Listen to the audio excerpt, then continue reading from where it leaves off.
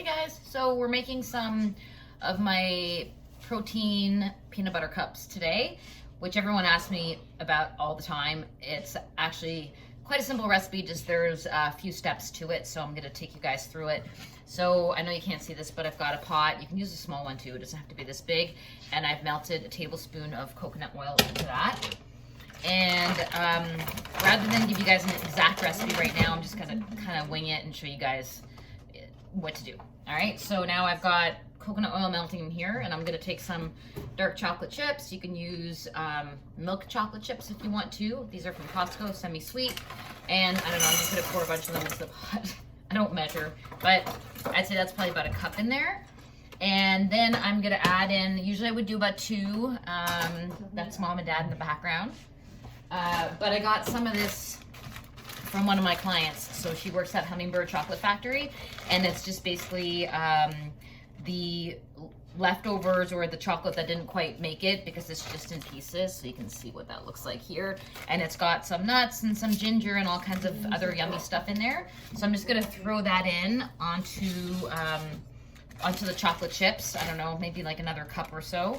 And just so it adds a little bit of crunch. This is not necessary. You could just use regular chocolate chips, which is what I started the recipe out as initially. So now I've got probably about, I would say 2 cups in here, and I have the heat on pretty low because otherwise the chocolate will burn. You don't want that, and it'll ruin it. So you have to kind of watch it quickly. You can also do this in a, Dad, what's it called? That pot with the 2 double. You can put it into a bowl on top of your pot and just put water in the pot and melt it slowly that way. Or you can use one of those pots that have, you know, those 2 layers. My mind is not working today. Anyhow, so I'm melting my chocolate in here, and I'm just gonna, sometimes I hold it just above the stove, so it's not actually sitting on it, and that seems to melt it really well as well. So I'm doing that so you can kind of see it's starting to melt there. And I'm just gonna keep stirring that. It doesn't take too long, maybe 3 to 4 minutes or so, depending on whether you're using big pieces or small pieces of chocolate. Sometimes I'll also just use a dark chocolate bar and break it up and then put it on top of the coconut oil. Once it's pretty well melted, I just take it, turn off the stove, and I'm just gonna use a little bit of the pink sea salt from Costco. And I just add a bit of salt pretty much to anything that I bake or that's sweet, because it just brings out the flavor of the sweetness even more, and then you don't have to use as much sugar. Cinnamon does that as well, so today we're actually going to add a little bit of cinnamon into there. I add cinnamon to pretty much everything, but you can skip that part too if you don't like cinnamon, no problem. So I just did maybe half a teaspoon, maybe a full teaspoon in there, whatever you like. Not enough to be overpowering. And then, of course, always, you know, make sure you taste as you go so that you know whether your dish is turning out right. I'm gonna add a little bit more sea salt. And plus, who doesn't want to taste chocolate peanut butter cups or melted chocolate? That's the fun part of cooking, right? Okay, so everything's done here. So next we're gonna take out these silicone molds that I use. So today we're gonna use the big ones because when I want a peanut butter cup, I want it to be really big. But you could use the little ones as well. So they look like this. And I'm just gonna use a little baking tray. You could use a large one as well. And I'm just gonna layer them on top of the tray. I forgot my tripod, guys, at the gym, so I can't really videotape this as well as I normally would have liked to, but we'll do some more once I bring it back home in the next couple days. So essentially this is what you would have. And then I'm gonna take the tablespoon and I'm just gonna take the chocolate and just put enough to cover the bottom. And I'll do that for each one, really simple. And then I'll show you guys kind of like what that looks like. So if you can see this. Okay, so that's how much you'll put in. Then we're gonna take that and we're gonna throw it into the freezer until it just hardens. So I'll time that, and then I'll let you know how long that took. Usually it's about 10 minutes or so. In the meantime, we're gonna make the filling. All right? Okay, see you guys in a couple minutes. When they put the advertisements in between? No, but I'm recording. So, It's okay. I wish I got paid. No, I don't get paid for any of the advertisements between my videos, but that's kind of funny. Why don't I get paid? All right, so what we've got here is, now we're making the filling. So I've got a bowl here. Oh, I need my measuring cup. So you'll need a medium-sized bowl. And we are gonna grab some measuring cups and, yeah, and some measuring spoons. So what you're gonna need before we get started, you're gonna need peanut butter. You can use, I don't use all natural. I know it's bad, but it just tastes so much better with the Kraft one, okay? I do some with almond butter often, but for the, and if you have a good natural peanut butter you like, you can use that too, but for this one, I'm actually using just the regular old Kraft stuff. Remember, everything in moderation. Although these are healthier than the peanut butter cups you would buy in the store, they have more protein and all that kind of stuff. They're a dessert still. And what you want to remember that basically for any kind of dessert that you're going to eat, you're looking at about 40 to 50 calories per tablespoon of that dessert, okay? So for these peanut butter cups, they're going to be quite large. You're probably looking at 200 calories per cup, but you can cut them in quarters, or you can just budget for it in your daily nutrition planning. Okay, so you're gonna need peanut butter, so you can get that out. We're gonna need some canned pumpkin, so I already used up part of it, but this is what's left in my fridge. You're gonna need some protein powder. I have always made these using vegan protein. I've never tried it actually with whey. You could try, and this is vanilla flavored. Profi, one of my favorite brands.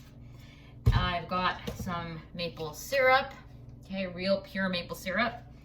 I don't use the fake stuff of maple syrup ever. Sea salt, cinnamon, of course, because when do I not use cinnamon? And then we've got some turmeric right here. Okay, you don't have to use this is optional. Really, as is the cinnamon. And then you could also use vanilla if you want to. I just don't have any at the moment, so I'm just gonna skip that. So we are going to take 2/3 of a cup peanut butter, except I don't have a spoon. So we're gonna dig deep. So 2/3 of a cup of the peanut butter, because I like, you don't have to be exact on this one either. So I'm gonna take a cup and I'm just gonna kind of fill it up 2/3 of the way, because I think that's easier. And actually, you know what? Yeah, we'll do that. So 2/3 of a cup, you know, close enough. All right, so we're gonna dump that in, then we're gonna do that. The same thing with the pumpkin. So same amount of pumpkin. And you can change these ratios to your liking. I'm just gonna use the same spoon because I'm feeling lazy. And about the same amount of pumpkin. All right, we're gonna dump that in there, pumpkin.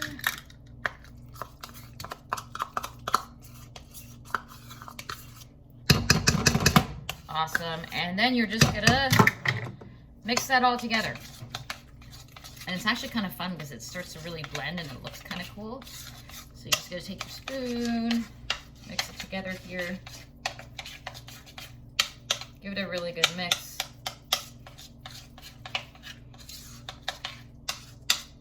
Okay, now we're gonna take maple syrup, because you gotta taste it. You don't actually have to use maple syrup at all if you don't want to, because the protein powder is sweet. The biggest thing I find with this, it makes it a little bit more liquidy, and it gives it the consistency that you're looking for. So I'm gonna do 3 tablespoons in here.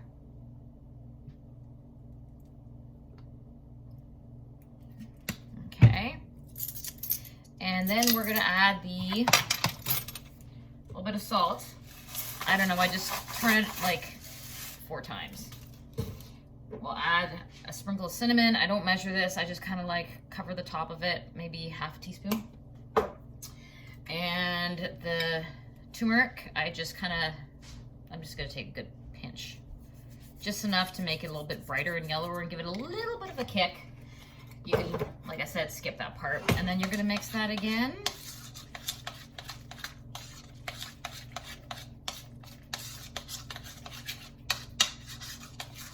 All right, that's looking pretty good. And now we're gonna add our protein powder. So this is where the fun part comes in. So a scoop protein powder, again, fill it up to the line, fill it up to the top, whatever, just throw that in there. And then we're gonna mix that up. Now be careful so it doesn't spill all over the place.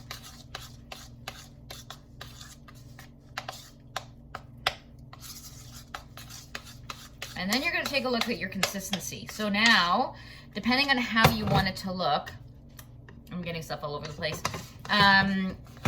Like mine's looking really smooth right now. I'll show you guys in a second. I'm just trying to get rid of the protein powder and just blend it completely. Some people like it a little bit thicker inside. Some people like it a little bit gooier. So at this point, you can decide to, so this is what mine looks like. I don't know if that is helpful, but this is kind of like, it's pretty soft, gooey.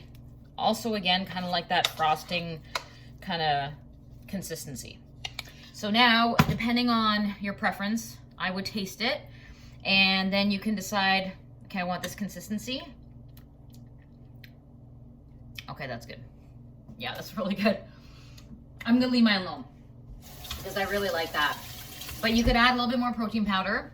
You could add a little bit more maple syrup and just kind of play with those two ingredients to create the consistency you want.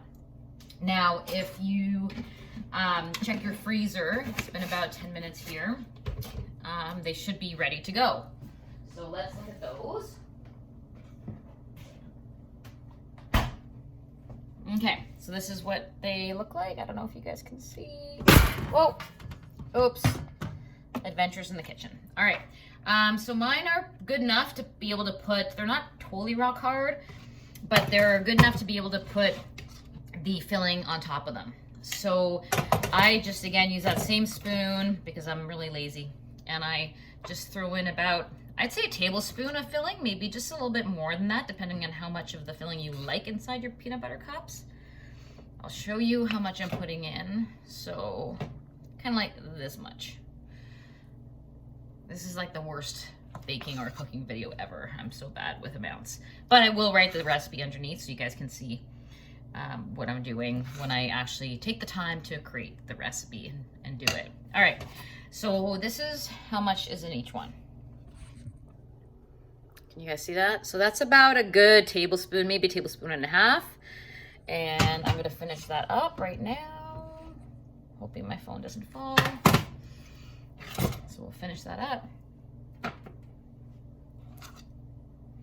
So this recipe was inspired by a website called A Couple of Seeds.